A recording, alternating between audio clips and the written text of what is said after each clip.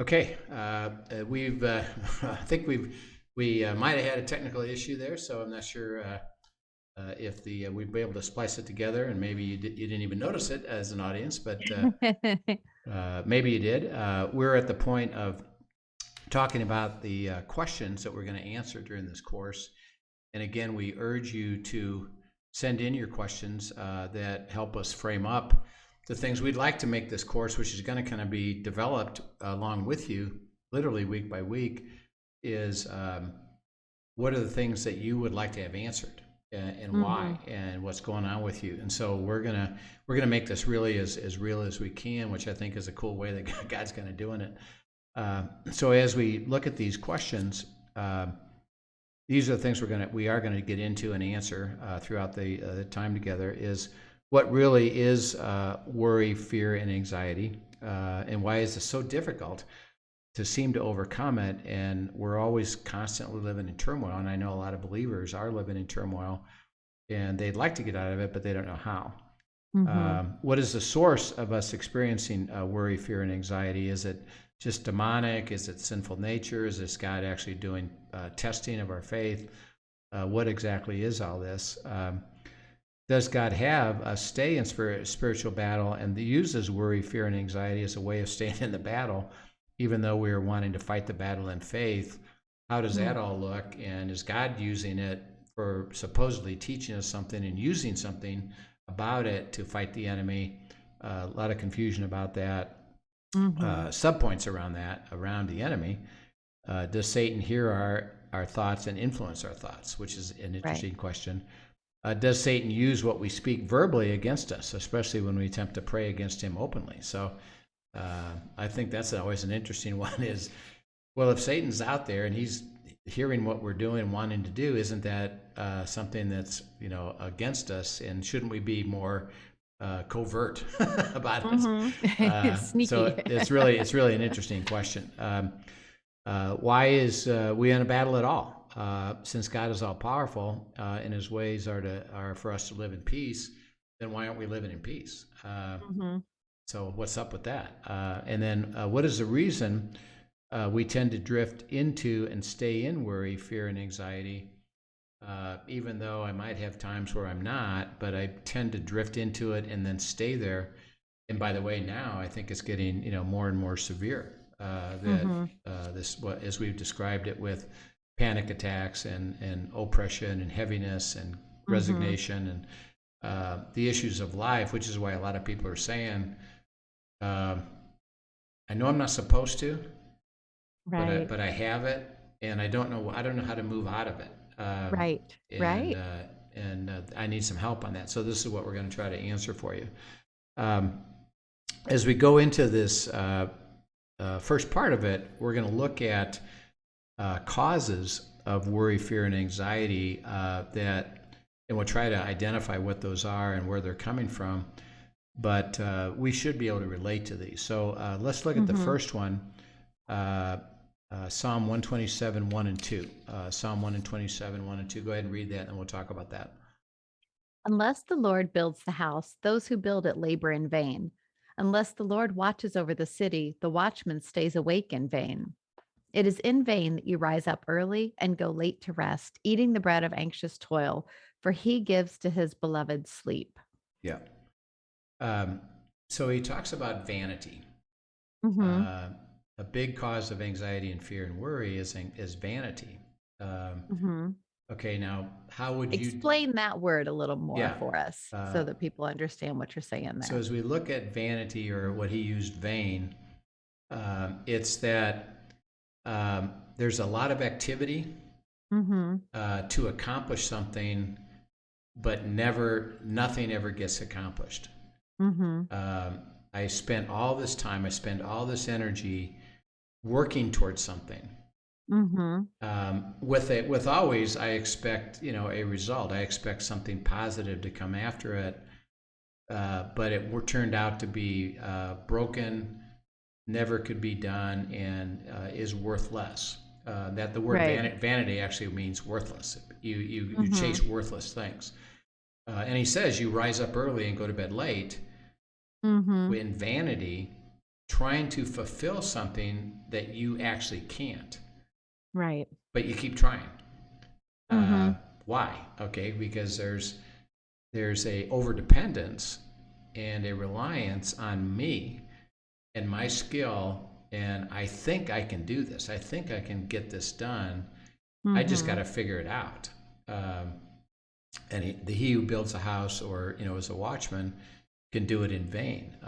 And so, what does that look like? I don't know if you've seen, um, on HGTV has all these shows about home restoration, Remodeling. Yep. remodeling. Yep.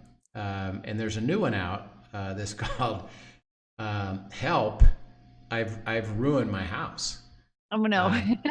Uh, and what they do is this lady is called in to usually a couple that Mm-hmm. attempted to remodel their own house. Mm-hmm. And they tell the story. And we tried and we tried and we tried. We did this, we did this, we did this. And of course, then they bring a camera in and it's a complete disaster. And she says, and she sits there, yeah, I can see why it wound up there. And in essence, her conclusion is everything you've done is vanity. Mm-hmm. You worked and you worked and you worked and you worked and you worked and you tried and you tried and you tried and you tried to figure all this out. And literally, not only did you not accomplish anything, you made it worse. Right. Well, Uh, really, doesn't that goes right with John 15:5, one of our key verses, that apart from God, we can do nothing. right. We're not going to produce fruit on our own. It's got to be with him and him leading. That's right. So vanity is chasing what you think is needed to fulfill something for you, but the Mm-hmm. truth is it never can be. Mm. And he said that's all vanity, and basically, why would you keep doing it Mm-hmm. when you realize that it never produced anything?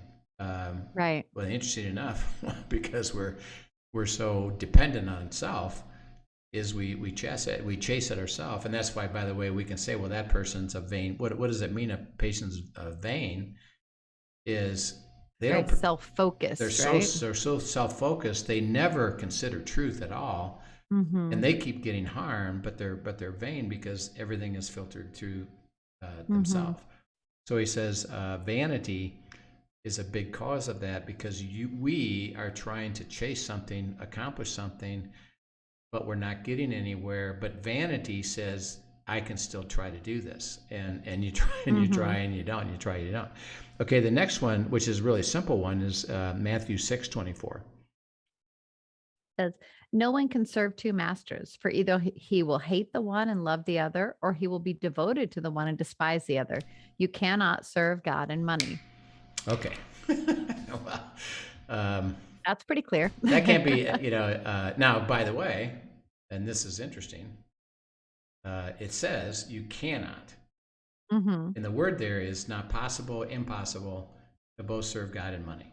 Mm-hmm. Okay. Guess what? Most Christians try to do that. Oh yeah.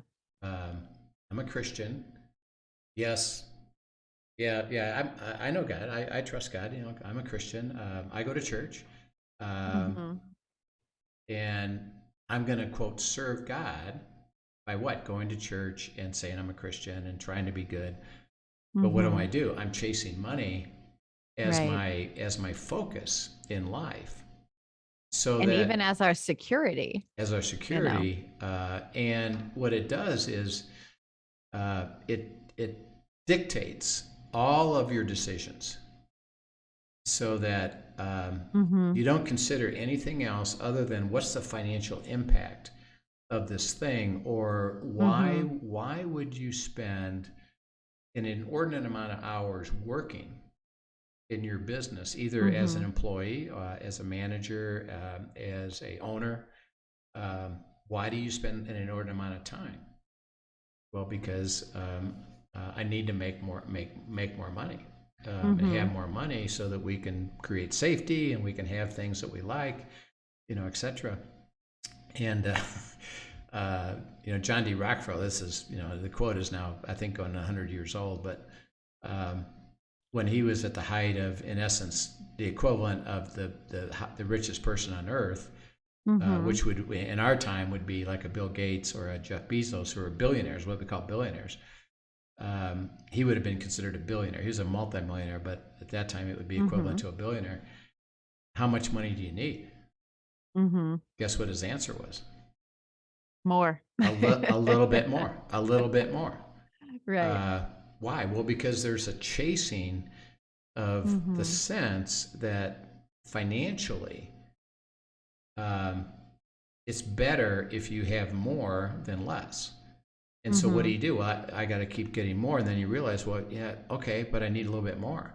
And so Mm-hmm. greed, No matter where you're no at, matter where right? you are, and so it's not about poverty to not poverty. It's really where's your heart at. Is Mm-hmm. everything I do is geared toward greed. And remember, we attribute greed to the very, very wealthy, and they're Mm-hmm. greedy. No, it's a heart issue of I chase money as my primary focus, because he said you can't serve Right. God and money at the same time. And Well, and and I what think part of that too is even that money, the increase of money gives us the perception of the increase of control. yes. And I think that, and especially when you're looking at it in the context of worry and fear and anxiety, that seems like something that can help us to control our circumstances. And I think that's why it wars so much with us in this realm. Right, right. Okay, the next one is interesting one. We know this verse, but let's put it in context of what this means for fear, anxiety. Matthew 6:25 to 32. Says, therefore, I tell you, do not be anxious about your life, what you will eat or what you will drink, nor about your body, what you will put on. Is not life more than food and the body more than clothing? Look at the birds of the air. They neither sow nor reap nor gather into barns, and yet your heavenly Father feeds them. Are you not of more value than they?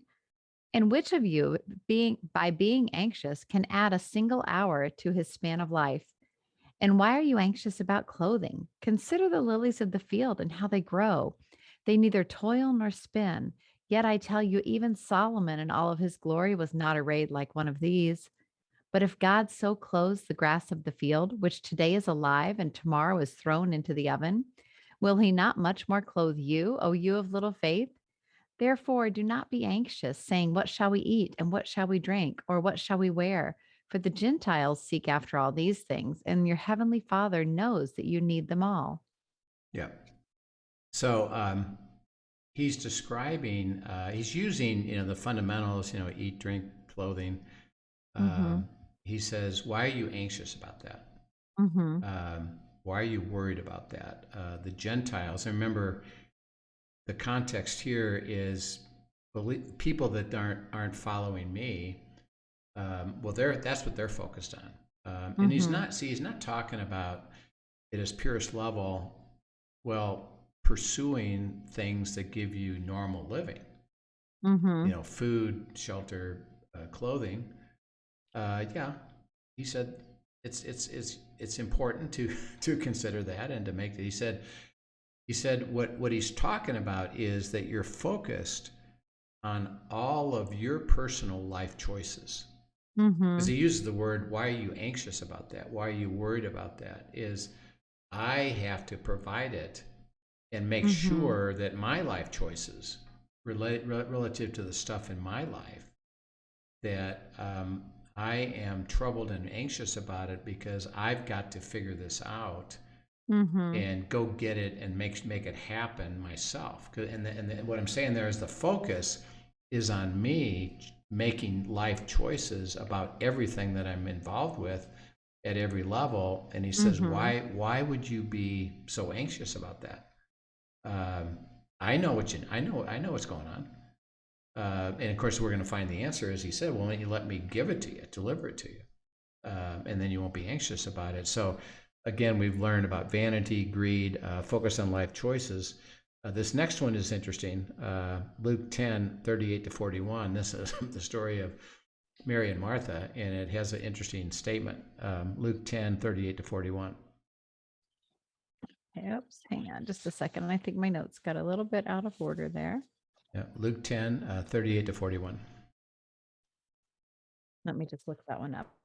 I apologize. Yeah, it's okay. It's the story of Mary and Martha with Jesus. They were in Bethany, and Jesus had already known them, and they'd already understood him at their limited view of being Christ the Messiah. Their brother was Lazarus, as we know what happened to him. And he often would go back and forth between Galilee and Jerusalem. Bethany was just outside Jerusalem, so he would stop there. And he actually would stay with them, and his disciples, like in this case, the disciples have been sent ahead into Jerusalem. So you guys go, and there's some preparation there, and go take care of a few things.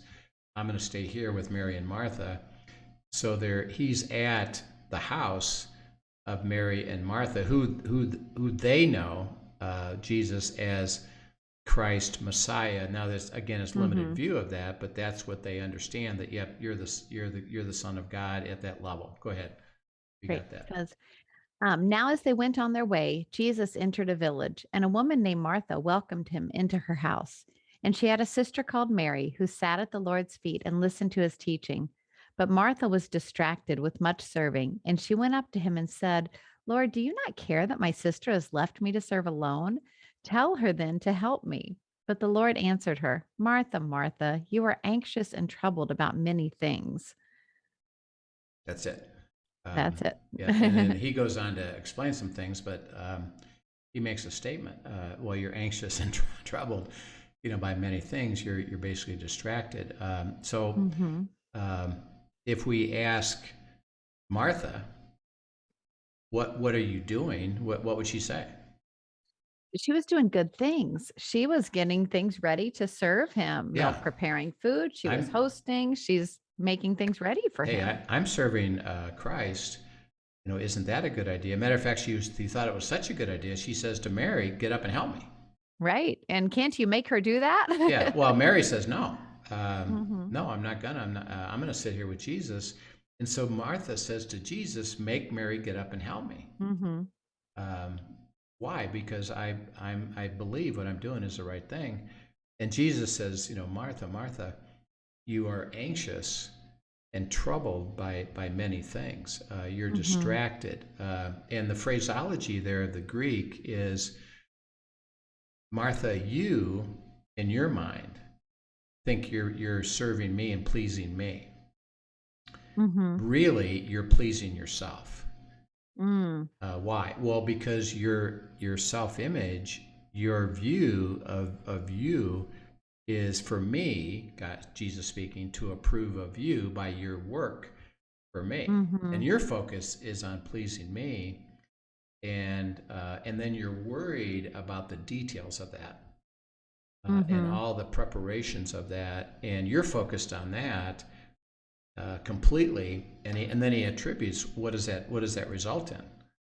Worry Right. and anxiety. Why are you anxious and worried about this hmm stuff? In other words, your focus is on pleasing others, and on trying to appear important, and you're focused Right. on getting that approval by you appearing important by doing all And these there's a things. level of performance there, Per- a performance for approval. right, and what you're thinking about, Martha, is you're worried that this isn't exactly perfect. You got to be better. hmm You got to be better, and you're worried and anxious about many things, because that's your focus, is the many things, and it's got to be so that you feel important in the process, so that the hmm is there any, and what he's trying to say to Martha, are you relaxed about even that? Are you even relaxed in that? See, mm you're not. You're churning.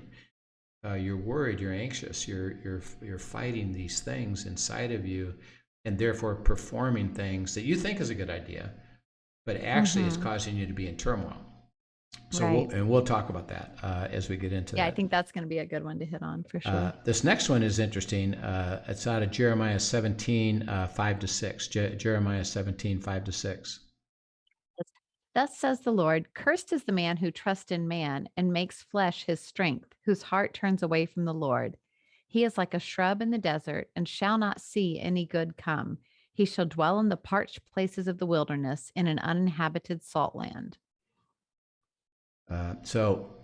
He says, cursed are you that is basically focusing on your own abilities, Mm-hmm. and you're experiencing frustration due to failure and difficulty, which is you're contributing to making it worse because your focus is on self. And he says, cursed is a man who focuses on your own capabilities. He said, what does it wind up being? A dried up shrub in the desert. In other Mm-hmm. words, there's nothing there. Everything completely Right. ruined. Um, all of your effort winds up with ruin and Mm-hmm. loss and things that are not fruitful, and therefore lots of discouragement is because of it. Why? Because you were focused on your own ability to get things figured out, and guess what? It wound up in great failure. I mean, great failure. Mm-hmm. And now you go into a place of fear and anxiety and worry because now not only did you not fulfill what you thought you could do, but it got worse. Mm-hmm. And now you don't even know what to do, which, by the way, leads to more fear and anxiety and worry because what do I do now? I can't. I've already made a mess of this. How am I gonna fix this? Uh, so Right. he said it's really a significant thing. And then the next one is this aspect of fear. And go to 1 Samuel 17, 1 to 11. This is Saul and David and Goliath. So 1 Samuel 17, 1 to 11.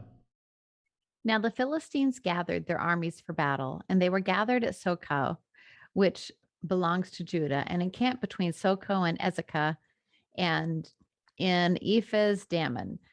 This that's a lot to That's blah. And they were in Saul, all these different places. yes.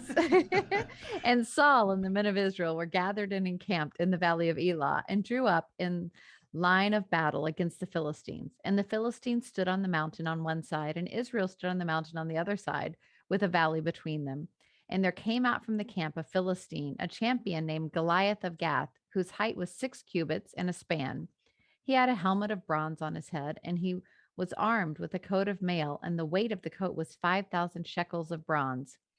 And he had bronze armor on his legs, and a javelin of bronze slung between his shoulders. The shaft of a spear was like a weaver's beam, and his spear's head weighed 600 shekels of iron, and his shield bearer went before him. He stood and shouted to the ranks of Israel, "Why have you come out to draw up for battle? Am I not a Philistine, and are you not servants of Saul? Choose a man for yourselves and let him come down to me. If he is able to fight with me and kill me, then we will be your servants. But if I prevail against him and kill him, then you shall be our servants and serve us." And the Philistines said, "I defy the ranks of Israel this day. Give me a man that we may fight together." When Saul and all Israel heard these words of the Philistines, they were dismayed and greatly afraid. Yeah. So again, the way that the battle is, we're going to come and come against you. So the Philistines are Mm-hmm. coming against Israel. We're in your land. You need to come meet us for battle. Mm-hmm. And it was kind of interesting. They literally would send messengers. Mm-hmm. So they had to send messengers to Saul in Jerusalem. Hey, we're gonna meet you down in there in Getty here, and bring your army. We got our army. We're going to battle. And okay, so all right, boys, we got to get ready and go down there. And they do. They go down. Uh, now it's kind of in a sense, it's if you don't do this, we're coming after you, Mm-hmm. and we're gonna completely annihilate you because you won't even be ready for war. So there Right. was it was a semi honorable way to do war. Is that, well, we're coming after you, and why don't you get all your guys together and meet us at this place, and we'll send out Mm-hmm. we'll come against you. And remember, it talks about a line. They'd Right. literally line up. We're coming against you. You line up against us. Um, so the Philistines already are bigger than them, more powerful than them. But Saul says, okay, I got to do that because if I don't, they're going to come and capture us anyway. Goliath, representing the Philistines, says, you know what? Instead of us killing everybody, why don't we just have one guy? We got the Goliath. By the way, he's like almost 8.5 feet tall, 9 foot tall, huge, big guy, massive and strong. Yeah. You send somebody. Let's those two Right. fight. You send your best, I'll send mine. I'll send my best, and whoever wins, then the other party would surrender to, and then we'll just avoid all this killing. And so he says, "I defy. Go ahead and find somebody and come against me. Otherwise, by the way, we'll just overrun you anyway." So and this is basically why they did this. You're going to get killed. And we can avoid killing some of our people and avoid all this if we just do this way. Right. Okay. And what was in verse 11? What was Saul's response? He was afraid. Yeah. Very fearful. Very fearful and dismayed because in his mind he knew there's no way we can win this. And as far as I can see, this circumstance that truly is against me, I'm in great fear. It's deep fear, anxiety, worry, and dismay. Is there's no way this is going to win, and so. And it's bigger than what he can see his way out of. Yeah. So as we look at that, that's what causes a lot of fear. And again, the fear itself isn't bad. It's about the depth of it and where does it go? Does it go to dismay? Is that, and basically the conclusion is this will never get resolved. And we're in trouble and I can't see my way out of trouble. And I'm afraid of the outcome. It looks like it's going to be really, really bad. In this case, it looks like we're going to get defeated and we're going to have to surrender and no longer be Israel. We'll be part of the Philistines. And that's not a good idea. So fear is that I've concluded when I take fear to dismay. Fear, we'll talk about fear itself is not a bad idea. Just like anger isn't sin, fear isn't sin. It's what happens to it. When it goes to dismay and I quit and I get overwhelmed by it, it's because I've concluded, as far as I can see, the outcomes are not going to be good at all, and I'm stuck with that outcome, and it looks like it's going to be bad. So I go to fear. So we've talked through a few. We'll continue next time talking about a few more. But as we wrap up, can you recap just the few? I know there's several more that we'll hit on, but can you recap some of the sources that you shared today? Just kind of. So we talked about a vanity. I can figure this out, but I'm not. Greed. I'm chasing money, and I keep pursuing things that I just need more, and I spend all my time doing that. I'm focusing on my life choices, all the things related to. I'm trying to figure this out. And I'm focusing on that as opposed to enjoying it. I'm distracted by pleasing others and appearing important and all the activity with that. I'm focusing on my own capabilities and I'm causing things more difficult and they're drying up and they're not working. And then fear is this is not going to work. So we can see that, I can relate to some of those. And we'll get into a few more next week, and then we'll start talking about the real causes behind this. And then, of course, bringing remedy, which what God wants to bring is, I want to help you overcome this. And there's going to be a process to that. So we'll pick that up again next tomorrow. We're excited about this series that we've started, and we're not afraid of technology problems. God can God will take care of it, and we have people that help us. So we'll do that. So Kathy, we will see you tomorrow. I encourage you to send in your questions again. We're going to do this together, and this will be quite fun. Yeah, this is going to be a great series, guys. So join us on this, and let's see where God takes it all. I think it's just so timely for us. So thanks for sharing, and have a great afternoon, everyone. And again, be a friend, tell a friend, and invite people to join us, especially on this one. I think it's going to be excellent. Yeah, it's going to be fun. All right, see you tomorrow.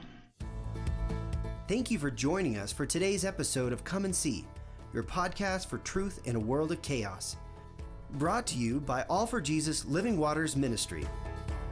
Send us your questions and comments, and tune in tomorrow for more answers to your personal questions about living life in God's truth. Remember, God's will is best and none better. His truth brings peace in this world of chaos.